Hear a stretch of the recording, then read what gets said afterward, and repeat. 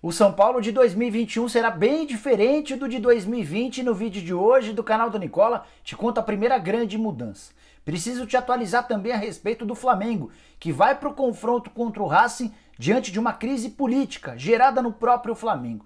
Tem ainda informações a respeito da vitória do Grêmio, com direito a mais um recorde de Renato Gaúcho. Quero te falar a respeito do Vasco da Gama em uma baita crise financeira, política e agora também de resultados. Time afundado na zona do rebaixamento. Para completar, preciso te falar também sobre a Gaviões da Fiel, a principal torcida organizada do Corinthians, exige que o fiel torcedor tenha direito a voto para presidente.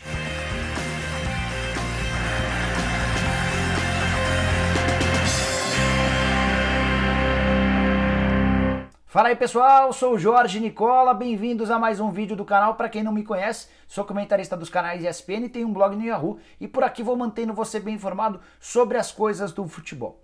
Antes de começar a te contar sobre tudo que eu prometi agora há pouco, preciso pedir para você deixar um like no vídeo e para se inscrever no canal. Para se inscrever é super simples, só apertar esse botãozinho vermelho de inscreva-se, combinado? No final do vídeo eu te explico como você virar membro do canal do Nicola. Bora começar o vídeo falando sobre o Corinthians e o protesto da Gaviões da Fiel, que esperou terminar a eleição que determinou Duílio Monteiro Alves como novo presidente do Corinthians. O Duílio assume em 4 de janeiro e nessa segunda-feira a Gaviões da Fiel soltou um manifesto afirmando que vai cobrar que na próxima eleição para presidente daqui a 3 anos o sócio torcedor tenha direito a voto.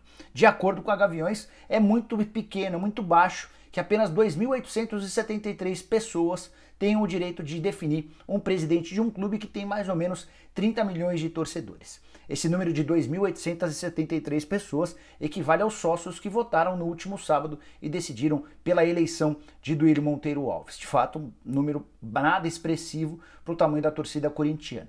E a Gaviões entende que há uma necessidade urgente de mudança no Estatuto do Corinthians para que o sócio-torcedor também possa votar. Separei um trecho da manifestação da torcida organizada a respeito desse assunto. Abre aspas. Queremos reforçar mais uma vez o nosso compromisso de lutar pelo direito de voto para o fiel torcedor. Não podemos interferir no resultado da eleição, pois houve um processo democrático. Porém, entendemos que o povo corintiano deve ser representado por uma quantidade muito maior de torcedores que se associarão e contribuirão para o crescimento do clube. Fecha aspas. Para completar nessa nota, a Gaviões ainda lembra que ser sócio do Corinthians é algo muito complicado para o torcedor comum e eles lembram que o custo da mensalidade é alto. Além disso, você ainda precisa adquirir o título de sócio do Corinthians por mais R$2.000. Agora falar sobre os jogos dessa segunda-feira pelo Campeonato Brasileiro, começando com o empate do Fluminense em 0-0 com o Red Bull Bragantino, resultado que mudou muito pouco a situação, tanto do Flu quanto do Red Bull Bragantino. Também no Rio de Janeiro, aí sim um resultado absolutamente surpreendente, o Vasco tomou 4-1 do Ceará, em pleno estádio de São Januário. Os 4 gols do Ceará foram marcados por Pedro Nares, Kleber, Saulo Mineiro e Vina, que comandou a goleada do Ceará. O único gol do Vasco foi marcado de pênalti por Ribamar. O Ribamar sofreu o pênalti e marcou. O Ribamar que substituiu o Cano, que teve Covid e vai virar desfalque do Vasco nos próximos jogos. É importante lembrar que o Ceará jogou muito mais do que o Vasco, embora possa até ter sido beneficiado pela arbitragem de vídeo. Desde o primeiro minuto do jogo, o Ceará sempre pareceu mais perto de vencer do que o Vasco da Gama. E a grande contradição dessa história é que o jogo do primeiro turno, terminou com vitória por 3-0 do Vasco contra o Ceará no Castelão.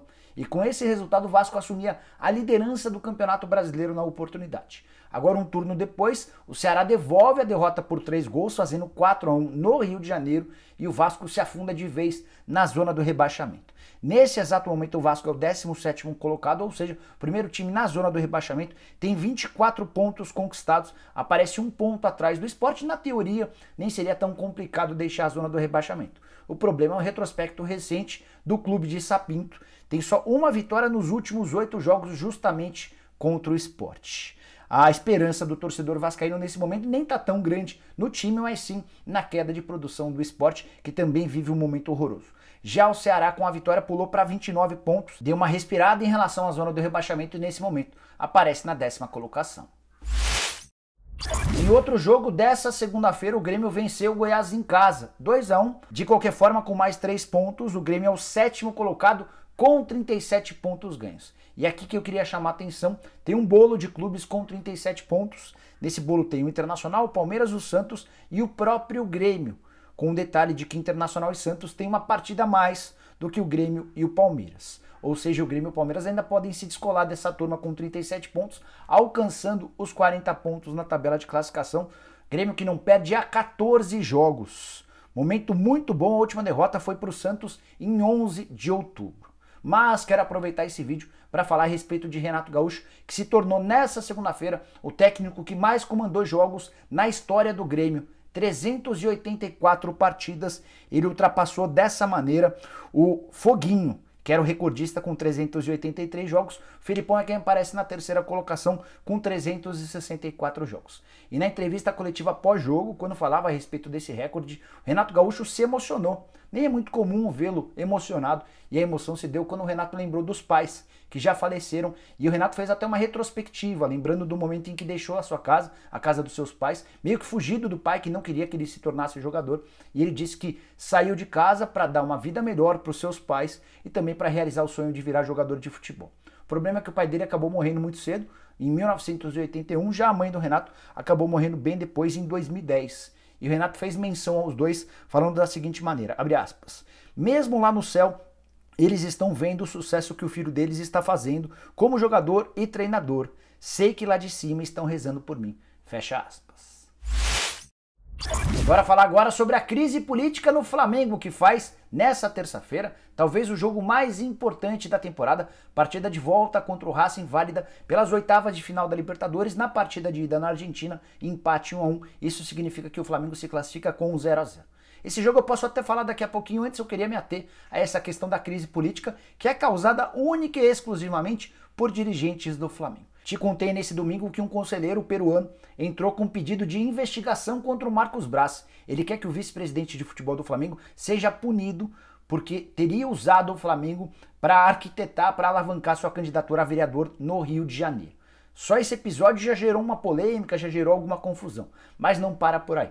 O Flamengo anunciou nos últimos dias um novo vice-presidente. Esse vice-presidente é de esportes olímpicos. Trata-se do Guilherme Kroll e, para azar dele, vazou na internet, viralizou inclusive um vídeo de alguns anos atrás em que ele detona a política do grupo de Eduardo Bandeira de Mello de tratar as contas do Flamengo com bastante transparência. Em suma, o raciocínio dele era mais ou menos o seguinte: quanto mais o Flamengo admitisse que tinha dívidas, que tinha problemas, mais afugentaria investidores e patrocinadores. O tempo mostrou que o grupo do Eduardo Bandeira de Mello mandou muito bem na gestão e na administração do Flamengo, permitindo que o Flamengo se tornasse a maior potência financeira, não só do Brasil, como da América do Sul. E é o Guilherme Kroll, com essas palavras, que assume a vice-presidência de esportes olímpicos. Vice-presidente antecessor a ele também já havia arranjado uma confusãozinha básica. Para completar, além de todos esses pontos que eu citei, já existem movimentos políticos internos no Flamengo de olho na eleição para presidente do ano que vem. Há até quem garanta que esse ataque do Peru ao Marcos Braz já é fruto da má relação entre o BAP e o Braz. O BAP pode ser um candidato à presidência e vê no Braz um cara muito forte, especialmente por todos os títulos conquistados no departamento de futebol. A curiosidade é que os dois fazem parte da mesma diretoria, mas parecem viverem em pé de guerra. Por último, mas não menos importante, tem também a questão do departamento médico, extremamente criticado por sócios, por dirigentes e também pelo presidente. Há muita contestação em relação ao trabalho do Márcio Tanuri, que foi bastante bem avaliado na temporada passada, mas não tem conseguido recuperar, pelo menos na visão dos rubro-negros, os jogadores do Flamengo a contento. E há uma pressão grande para que o Márcio Tanuri seja demitido. Precisamos aguardar cenas dos próximos capítulos. Sobre o Flamengo que entra em campo contra o Racing. Contei nessa segunda-feira no vídeo da tarde que o Rodrigo Caio está completamente liberado, 100% recuperado do problema na panturrilha e está à disposição do Rogério Ceni, deve formar com o Léo Pereira a dupla de zaga titular do Flamengo. Ótima notícia, levando em consideração que Gustavo Henrique e Léo Pereira atuando juntos não passavam confiança para ninguém. Aí para completar de vez, o Vene Casagrande contou na conta dele no Twitter que o Lincoln, o Ramon e o Lázaro não foram relacionados para essa partida. Uma das novidades é a presença do Rodrigo Muniz, que estava emprestado ao Curitiba e foi pedido de volta pelo Flamengo por causa do Rogério Ceni. Agora fechar o vídeo falando sobre o São Paulo com mudanças drásticas que vão marcar o departamento de futebol tricolor a partir de 2021. Estou fazendo todas essas previsões e projeções baseado na vitória de Júlio Casares na eleição marcada para o dia 12 de dezembro. tudo indica que o Júlio vai vencer o Roberto Natel. Ele já tinha larga vantagem entre os conselheiros vitalícios. No último sábado ainda venceu a disputa entre conselheiros quadrienais. Dos 100 novos conselheiros eleitos, ele emplacou 73. E há quem diga que a diferença do Júlio em relação ao Roberto Natel, para essa eleição marcada para o dia 12 de dezembro, vai ficar entre 70, 80 ou até 90 conselheiros a favor do Júlio Casares. De qualquer forma, diante dessa perspectiva muito grande de que o Júlio se torne o presidente do São Paulo, já dá para começar a imaginar o que vai acontecer. Conversei com algumas pessoas muito próximas ao Júlio que já me passaram alguns detalhes importantes. A primeira delas é de que Alexandre Pássaro, que é o gerente de futebol do São Paulo, alguém bastante contestado nos últimos anos, não ficará no tricolor. O contrato dele termina em 31 de dezembro, ele vinha trabalhando nos bastidores para que tivesse esse contrato prorrogado, pelo menos até o fim do Campeonato Brasileiro, até o fim do mês de fevereiro, até porque ele tem a expectativa de participar do título ou da Copa do Brasil ou do Campeonato Brasileiro, mas ouvi de duas pessoas próximas ao Júlio Casares que o tricolor não vai renovar o contrato do Alexandre Pássaro, ou seja, ele se despede do São Paulo, independentemente da boa ou da má fase do time no dia 31 de dezembro. Já o Raí vai depender sim do time. Se o São Paulo estiver vivo na Copa do Brasil e brigando pelo título do Campeonato Brasileiro, a tendência é que ele fique até o fim da temporada, lá pelo mês de fevereiro, até para cuidar ou para iniciar a transição no departamento de futebol. O Rodrigo Caetano, que é hoje o executivo de futebol do Inter, é o grande cotado, é o grande favorito para assumir a pasta, para assumir o departamento de futebol do São Paulo. Só para lembrar que o São Paulo é aquele com menos pontos perdidos no Campeonato Brasileiro e disputa nos dias 23 e 30 de dezembro duas partidas semifinais da Copa do Brasil contra o Grêmio. Se passar pelo Grêmio, estará disputando a final da Copa do Brasil somente no mês de fevereiro. Ah, ficou faltando falar sobre mais 2 pontos no São Paulo. Fernando Diniz e Juan Fran. Começando pelo Juan Fran, lateral direito, cujo contrato termina em 31 de dezembro. A definição a respeito da prorrogação ou não do contrato do Juan Fran ficará para o Júlio Casares, que ainda não se decidiu em relação à utilização do lateral direito espanhol. Isso vai depender provavelmente de uma conversa com o Fernando Diniz, que tinha tudo para não ficar no São Paulo, mas se for capaz de dar pelo menos um título ao tricolor, seja na Copa do Brasil, seja no Campeonato Brasileiro, pode acabar ficando para o próximo ano. Certamente o Fernando Diniz encerra o Campeonato Brasileiro, a menos que o São Paulo decaia demais, esteja completamente fora da briga a partir de 1º de janeiro, imaginando um cenário natural de que o São Paulo continue na parte de cima da tabela. O tricolor, o novo presidente do São Paulo, o Júlio Casares, vai deixar que o Fernando Diniz encerre esse ciclo e a partir daí vai discutir sobre um novo técnico no São Paulo.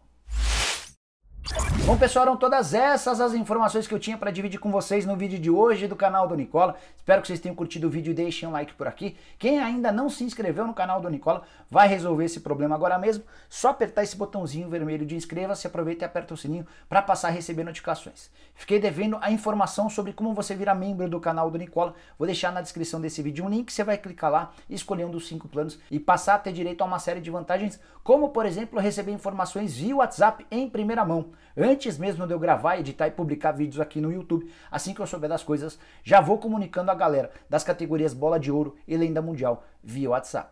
Fechado? Nos vemos de tarde com mais notícias. Até lá, tchau, tchau!